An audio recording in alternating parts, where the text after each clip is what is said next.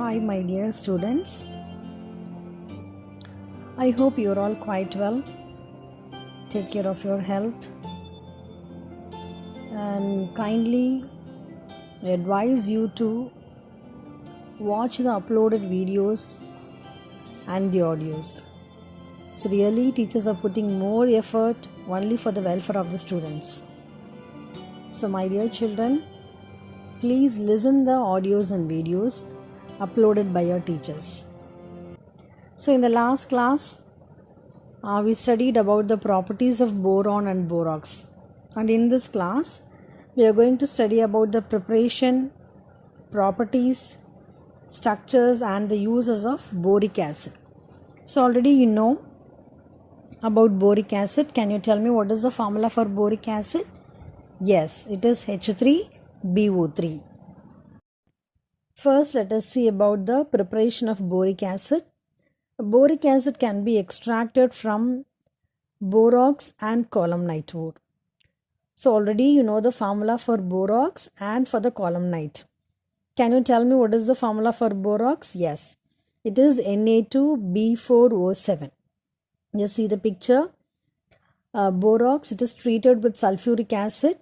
It forms sodium sulfate and boric acid. So boric acid is H3BO3. And you can write that H3BO3 as BOH thrice. Both are same. So boric acid you can write it as H3BO3 or otherwise you can write it as BOH thrice. Okay. Then next from the columnite. Columnite already in the previous video you saw the picture of columnite and the formula. So it is Ca2B6O11. Again it is treated with sulfuric acid. In the presence of sulfur dioxide, it forms boric acid. So this is the preparation of boric acid. Two equations are given. Next is the properties of boric acid. Actually, boric acid is a colorless transparent crystal. So it reacts with water. It acts as a very weak monobasic acid. That is, instead of donating proton, it accepts hydroxyl ion, that is OH minus ion. It accepts OH minus ion and it forms BOH4 minus and H3O plus. That is, in water, it accepts one OH minus and that H2O becomes H3O plus hydronium ion. Then boric acid, it reacts with sodium hydroxide NaOH. It forms sodium metaborate NaBO2 and sodium tetraborate with the elimination of water. Next property is the action of heat. You just see the picture. What happens when boric acid is heated? So at various temperature it forms various products. First at 373 Kelvin it gives metaboric acid, which is HbO2, and at 413 Kelvin it forms tetraboric acid. When it is heated to red hot, it gives boric anhydride, and boric anhydride means what? With the elimination of water. There is no water molecule, there is no hydrogen in that, and it becomes a glassy mass. That is, it looks like a glass which was very transparent. So this is the action of heat of boric acid. So next is the reaction of boric acid with ammonia. So at 800 to 1200 Kelvin it forms boron nitride. So in this equation H3BO3 is mentioned as BOH thrice. So in the beginning itself I told you, you can write H3BO3 in such a manner like this. Okay, so it forms boron nitride with the elimination of water. The next, when this boric acid reacts with ethyl alcohol, actually this is an important question and they may ask this question in the 2 mark or 3 marks. Okay, such an important question. So boric acid, it reacts with ethyl alcohol C2H5OH. In the presence of corn sulfuric acid, it forms an ester, that is triethyl borate.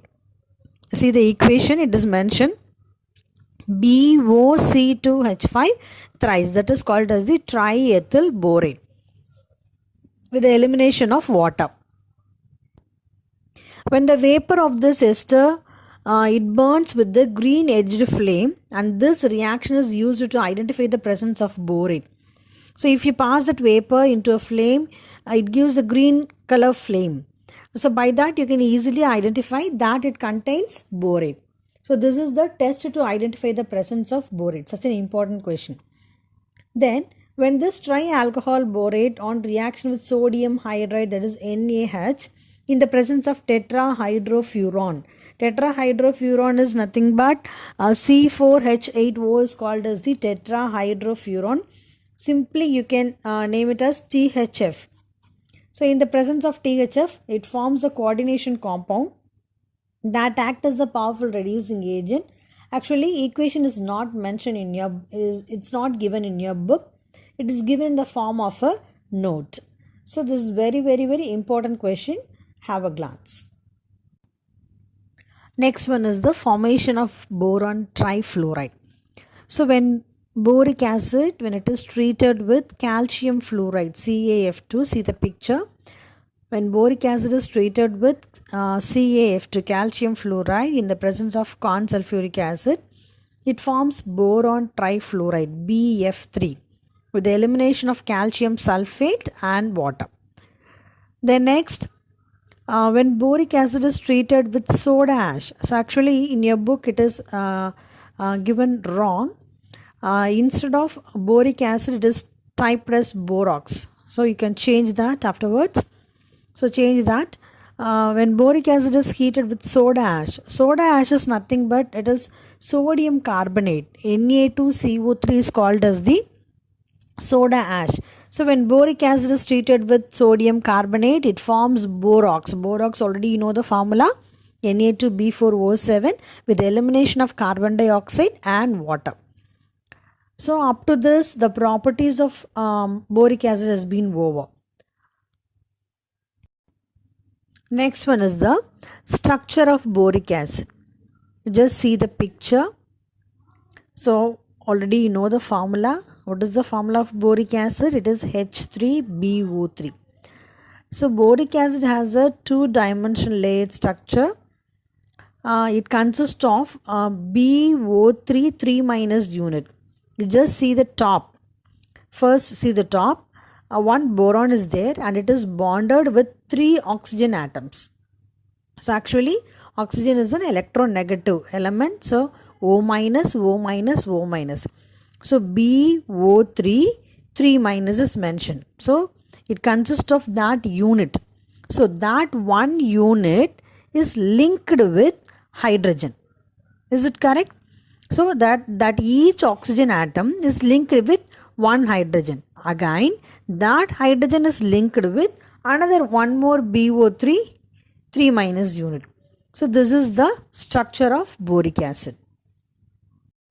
Next, let us see the uses of boric acid. Boric acid is used in the manufacture of pottery glasses, enamels and pigments. It is used as an antiseptic and even as an eye lotion. It is also used as a food preservative. So no need to explain this. So already you know the clear explanation about this. So these are all the uses of boric acid. Okay, my dear children. Today we will stop up to this, and next we will continue in the next class. Thank you so much. Have a nice day.